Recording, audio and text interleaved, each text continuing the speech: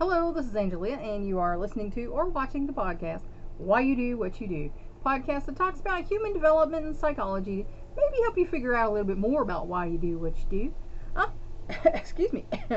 Last time we had started on changes in male sexuality, and we're going to come on to a little side thing here. We're going to talk about Japanese women's experience of menopause, because not everyone experiences it equally. Last time we were talking about menopause and how it can be, so we're going to take a look at this. Many women accept hot flashes and night sweats as normal accompaniments to menopause. However, that apparently is not true everywhere. Margaret Locke surveyed 1,316 Japanese women ages 45 to 55 and compared the results with data on 9,376 women in Massachusetts and Manitoba, Canada. Japanese women's experience of menopause turned out to be quite different from the experience of Western women.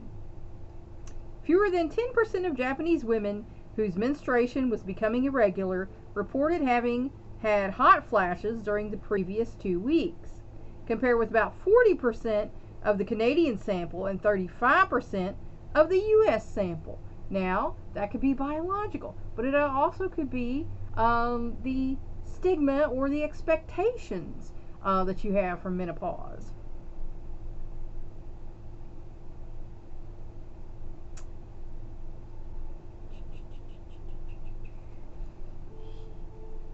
In fact, fewer than 20% of Japanese women had ever experienced hot flashes, compared with 65% of Canadian women, and most of the Japanese women who had experienced hot flashes reported little or no physical or psychological discomfort. So, they're just kind of taking it in stride. It's a part of it, and oh well.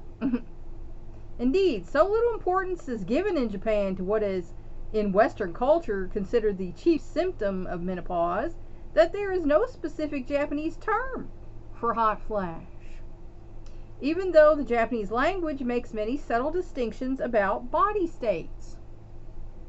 Furthermore, only about 3% of the Japanese women said they experienced night sweats, and Japanese women were far less likely than Western women to suffer from insomnia, depression, irritability, or lack of energy. So it could be, like I said, it could be their physiology is different, or it could be some of the symptoms in Western folks going through menopause is a little bit of psychosomatic.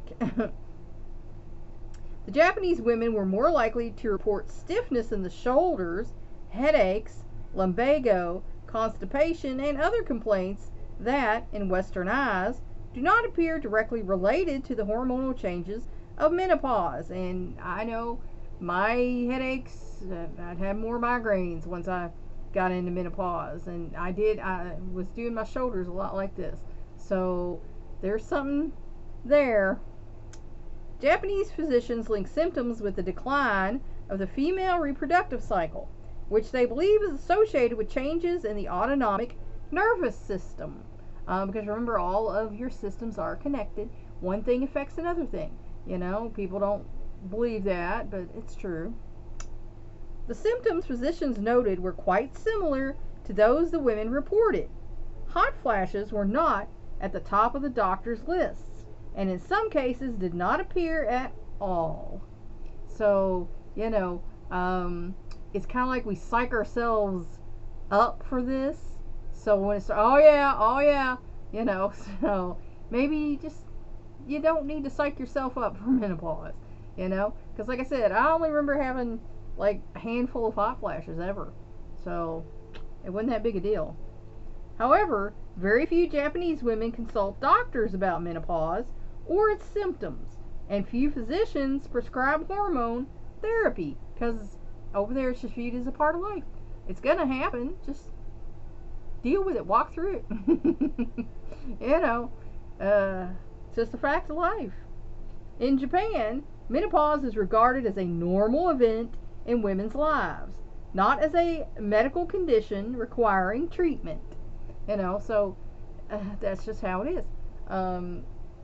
if you are a woman who ovulates, menstruates, you're gonna hit menopause, and it's just a fact of life. And if you're all anxious and nervous and thinking it's going to be horrible, then you've psyched yourself up for it that it is going to be horrible. The end of menstruation has far less significance than it does for Western women.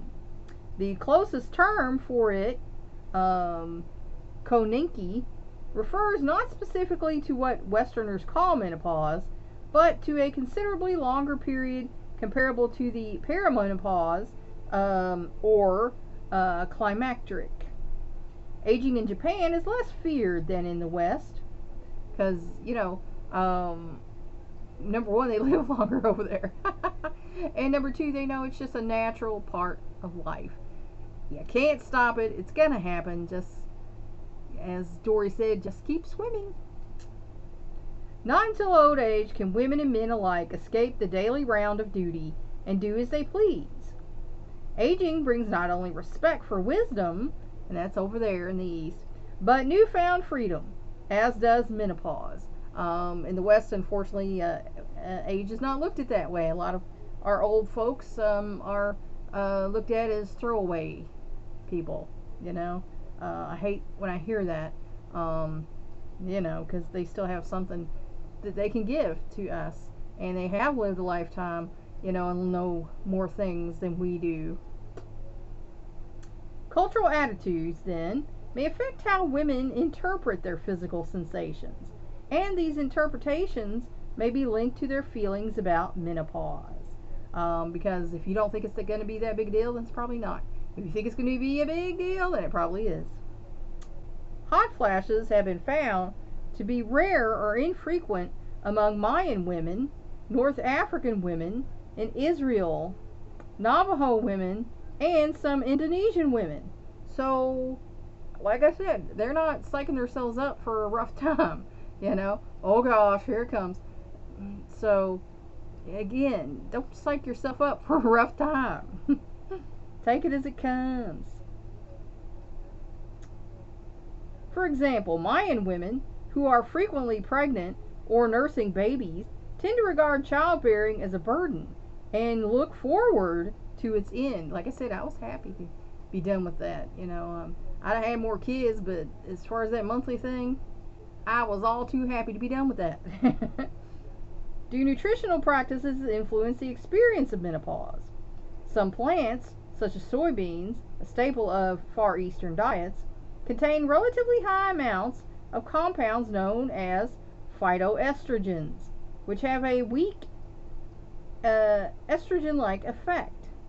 A diet high in foods made with these plants, such as tofu and soy flour, may influence hormone levels in the blood.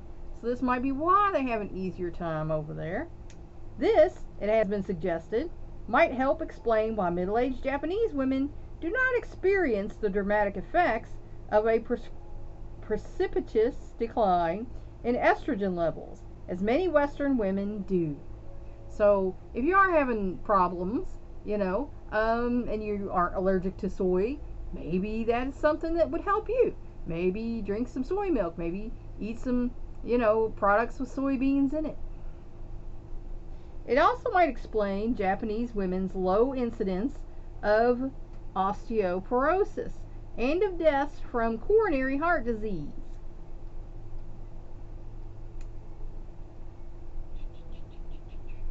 In one small, prospective, randomized, controlled study, postmenopausal women who were not on hormone therapy experienced less severe hot flashes, night sweats, and vaginal dryness after 6 months of taking a placebo, but not after taking phytoestrogens. So, again, unfortunately, some of this is you psych yourself up for a hard time. So guess what's going to happen? You're going to have a hard time.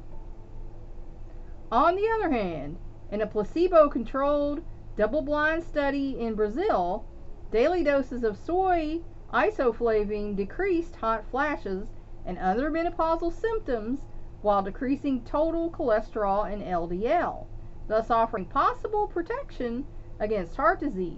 So again, if you're having a hard time with menopause, maybe some soy products would be helpful to you. Further conclusions about the influence of diet on women's health during and after menopause must await the completion of additional controlled longitudinal studies, assuming anybody's doing them. Meanwhile, the findings about Japanese women's experience of menopause show that even this universal biological event has major cultural variations, once again affirming the importance of cross-cultural research. And people, I've had people get upset, when you talk about one culture versus another culture, but it does matter, it's just a fact of life. You don't grow up in a vacuum, you grow up in the culture that you're in. Alright, now we're going to talk about male sexuality.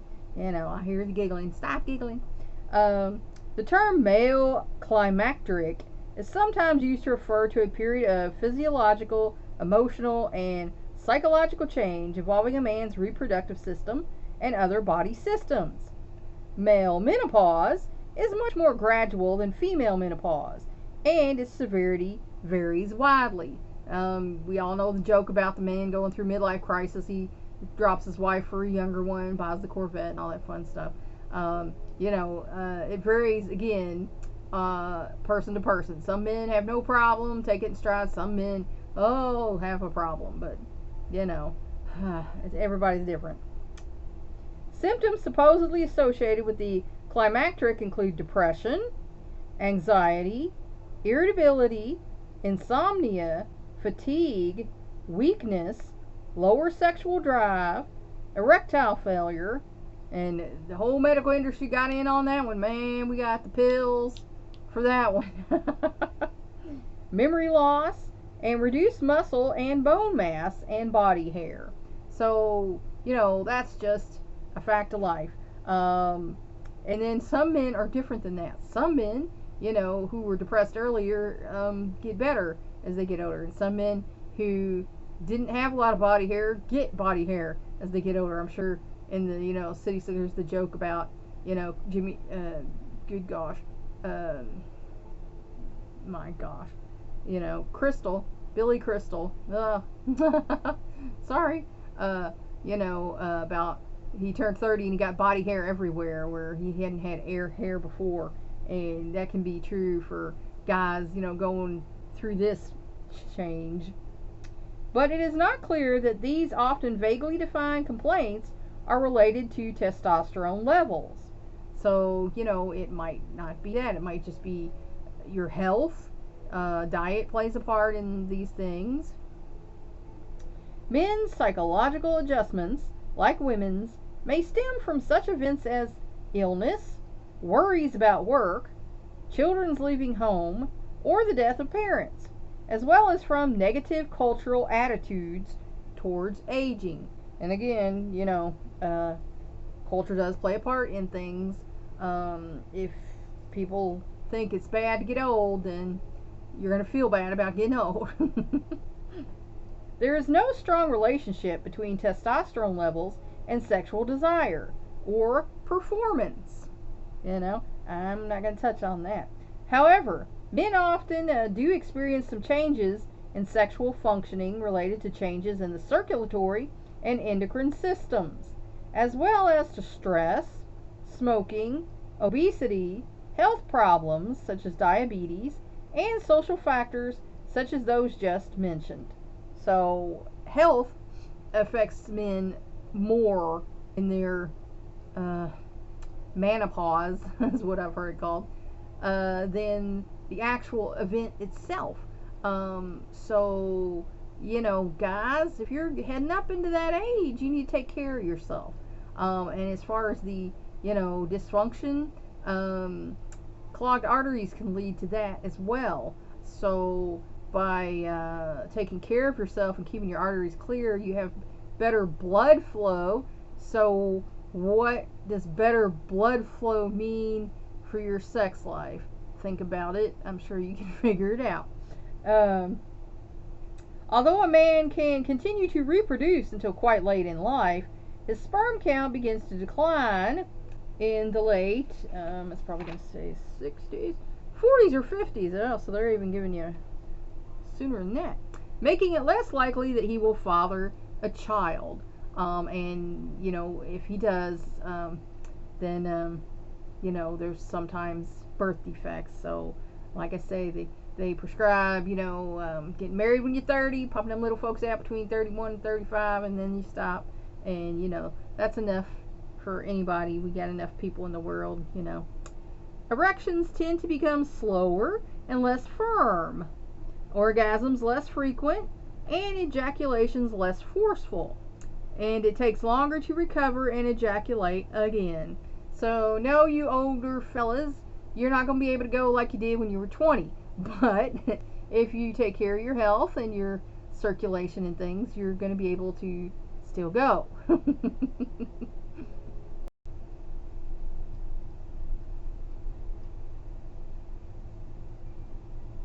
Still, sexual excitation and sexual activity can remain a normal, vital part of life.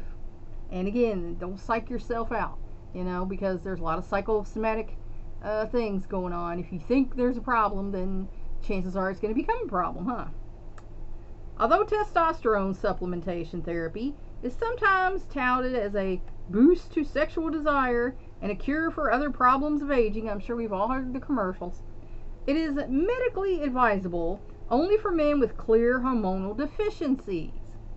Testosterone therapy can increase the risk of cancer, enlarged prostate gland, higher cholesterol, infertility, and acne. So if you're taking this stuff and you don't really need it, it's going to cause you problems, So again, don't psych yourself out. If you think there's a problem, talk to the doctor. But it has become such a big deal here in America that chances are there's a lot going on up here and not necessarily affecting down there as much as what's up here. Sexual activity. My parents don't have sex. They have other things to do. Many children of middle-aged parents are vastly ignorant of their parents' sexual activity, as it should be. Myths about sexuality in midlife, for example, the idea that satisfying sex ends at menopause, have been believed even by middle-aged people themselves and have sometimes become self-fulfilling prophecies. Like we just talked about, if you think it's a thing, chances are it could be a thing. But I'm 57 years old, just actually turned 57 years old yesterday, and I'll tell you, it's not bad. Just putting that out there. My husband's 60 years old, so, it's fine. Now, advances in health care and more liberal attitudes towards sex are making people more aware that sex can be a vital part of life during these and even later years. And I used to work at a nursing home. I worked there for 2 years. And trust me, them old folks, every now and then you walk in on something you wish you didn't walk in on. That's all I'm going to say. Surveys suggest that sexual activity tends to diminish only slightly and gradually during the 40s and 50s. Often a decline in frequency has non-physiological causes. Good gosh. Monotony in a relationship, preoccupation with business or financial worries, mental or physical fatigue, depression, failure to make sex a high priority, fear of failure to attain an erection, or lack of a partner. So again, guys, stop psyching yourself out. Leave work at the door when you come home. Don't bring that home to your family. Make your wife a priority, because if we don't feel like we're a priority in your life, then we don't feel like it's certainly a priority for us to be in a relationship together, because there are people who might make us a priority and we would be happier with that. So that's something to think about. And again, don't psych yourself out. If you're worried, oh no, it's not going to happen, then it's probably not going to happen because you're too worried about it and you're psyching yourself out. Just lay back and let your lady friend take care of business, and chances are it's going to happen. So, possible physical causes include chronic disease, surgery, medications, and too much food or alcohol. Obese men are notorious for not being able to, have an erection. So, weight does matter, and not just because the big belly's in the way. With more weight comes problems with your circulation, which, like I said, the big thing about having an erection is the blood has to flow to, let's see, those shoes pump it up. So guys, you got to take care of your health, because if you're healthy, things are going to work like they should. It's going to be fine. And again, alcohol makes you not as functional as normal. Freed from worries about pregnancy and having more uninterrupted time to spend with their partners, many people find their sexual relationship better than it has been in years. I noticed, once the kids left home, most of them, there was alone time, and even now, if he comes home early from work and nobody's in the house, there can be some alone time, so it is kind of better in the later middle age when you can be alone together more. Women that age may know their own sexual needs and desires better, feel freer to take the initiative, and have more interest in sex. And I know a lot of middle-aged women who just, they weren't that interested. I don't feel like it. And of course, a lot of mothers say that when they're raising their kids, because they're just wiped out and tired. And of course, if you're tired, you're just not all that interested in sex. Sorry, guys, that's just a fact of life. Take some of the burden off your wife if you want her to be not as tired when she goes to bed at night. Just putting that out there. Because of men's slowed response, middle-aged lovers may enjoy longer, more leisurely periods of sexual activity. So, probably didn't know that. An older fella can go longer than a younger fella. So, there's that to think about. Whereas before it was a little unequal in the time frame of how long it took you both to get there. With an older fella, he's more on your time frame, and that's good for everybody. Women may find their partner's longer period of arousal helpful in reaching their own orgasm. I basically just said that, not in those words. I was trying to be nicer about it. Often by means other than intercourse. And, whatever y'all want to do that, makes you happy, Couples who hold and caress each other, with or without genital sex, can experience heightened sexuality as part of an intimate relationship. And, like I said, when you love each other, that's what it's all about, is having an intimate relationship. Sexual dysfunction. For a surprising proportion of adults, sex is not easy or enjoyable. My son's ex-wife had a little problem, down there, and she had to have a little surgery so that she could do that. Unfortunately, she went crazy and did it with too many people all the time. But I digress.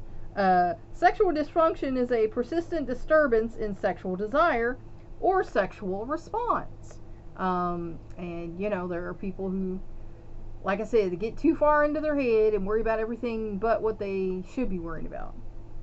It can take the form of lack of interest or in pleasure from sex, painful intercourse, difficulty in arousal, premature orgasm or ejaculation, inability to reach climax, or anxiety about sexual performance.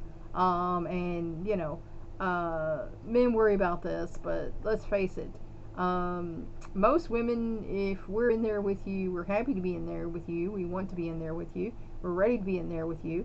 So you need to come out of your head more, and ladies too. There are ladies who get too far in their head and worry about, does it smell good? Does things, Is it look, feel, you need to get out of your head. You need to stop being in your head and be in your body. A lot of times I talk about not being sensual and things, but in the middle of intercourse, that's where you should be. That you should be in the body, worrying about that, because that is where you're at. Mm. In interviews with a nationally representative sample of 1,740 women and 1,410 men aged 18 to 59, 43% of the women and 31% of the men reported some form of sexual dysfunction. So, again, there are physical problems sometimes, but a lot of the time you just get in your own head and psych yourself out. Among women, sexual dysfunction decreases with age. For men, it is just the opposite. And again, that's because women are so worried about, being right or whatever. And then men, because they hear all these commercials, about these pills, and then they're worried, y'all need to just stop worrying and enjoy. Women in their 50s are about half as likely as the youngest women to report non-pleasurable sex or sexual anxiety, and only 1/3 is likely to report pain during sex. So these older women, we're just happy to be doing it. That's the facts of life there. But if you do have pain during sex, you should probably go talk to your doctor, because there could be precancerous cervical cells or anything that could be a problem if you let it go. So if anytime you have pain during sex, go to your doctor and talk to him about it. On the contrary, men in their 50s are more than 3 times as likely to report erection problems and low desire as 18 to 29-year-old men. So, like I said, those older fellas, some of it, you're psyching yourself out. Now, if it's a legitimate problem, then talk to the doctor. Excuse me. And like I said, taking care of your health, taking care of your circulation is, the key to having good circulation. Sexual dysfunction appears to be a widespread and largely unsuspected public health problem, because it's become one, and especially here in America, where there's drugs for everything and everything's, into the medical field. Unfortunately, according to this study, only 10% of men and 20% of women who have the problems seek medical treatment. So that's a very small amount of people who seek medical treatment for this.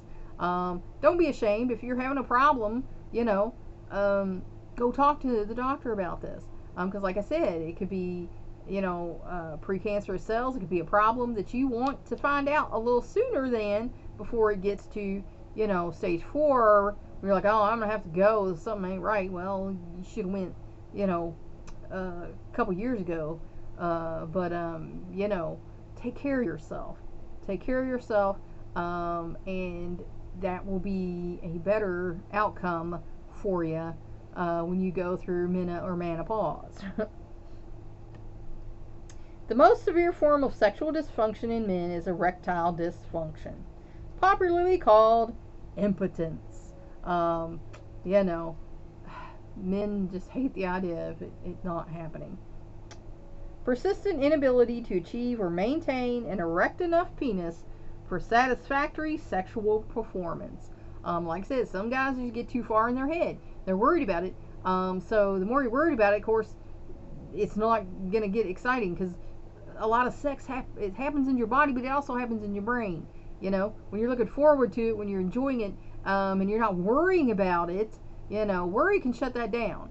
That's why, like, back in, the caveman days, we weren't, hunting, mammoths and stuff with an erection, I'm pretty sure. Unless there might have been some odd fellas that, that was exciting to them. But when you're in your head worried about something else, yeah, that's not happening. An estimated 39% of 40-year-old men and 67% of 70-year-old men experience erectile dysfunction at least sometimes. So, it goes from like less than half to over half as you get older. And like like I said, talk to the doctor if it becomes a serious problem. It might be something that they can help you with. According to the Massachusetts Male Aging Study, about 5% of 40-year-old and 15% of 70-year-old men are completely impotent. And you know, that's a small amount, you know, compared to the ones who are complaining about it. So, you know, again, a lot of it's in your head, fellas, and if you don't think it is, go to your doctor. Diabetes, hypertension, high cholesterol, kidney failure, depression, neurological disorders, and many chronic diseases are associated with erectile dysfunction. So like I'm saying, if you take care of your health, it's going to be better for you longer. Alcohol, drugs, smoking, poor sexual techniques, lack of knowledge, unsatisfying relationships, anxiety, and stress can be contributing factors. Because alcohol, of course, as we know, it starts to mess with your neurological state. So yeah, that's gonna affect things. Same thing with the drugs. The smoking can mess up your circulation, so you know that's a problem. Poor sexual techniques. That's interesting that they added that, because I've never heard that before this particular book. But I guess if your lover don't know what they're doing and you don't know what you're doing, I guess that can be a problem. You know, lack of knowledge, as they say. You know, get a book. You know, like when my sons was starting to become men, as they called it. You know, I was like, here's a book. You know, help them learn a little bit more about themselves and what, you know, is happening to their body. Unsatisfying relationships, needless to say. If you're not happy in your relationship, you're not really wanting to jump their bones. Anxiety, because again, that's worry. Your brain is worried about other things, not what it should be doing. And again, with the stress thing, because, you know, if you're too far up in your head, or your big head, you're not down in your little head, are you? So, that's where I'm going to leave you today. Hope that helped you figure out maybe a little bit more about why you do what you do. Please like and share this educational program so we can spread it around the world. If you want to help me out, subscribe to my YouTube channel. If you want to help me out even more, go to my Patreon page and become a patron. Thanks for watching. That's all for now. Until next time.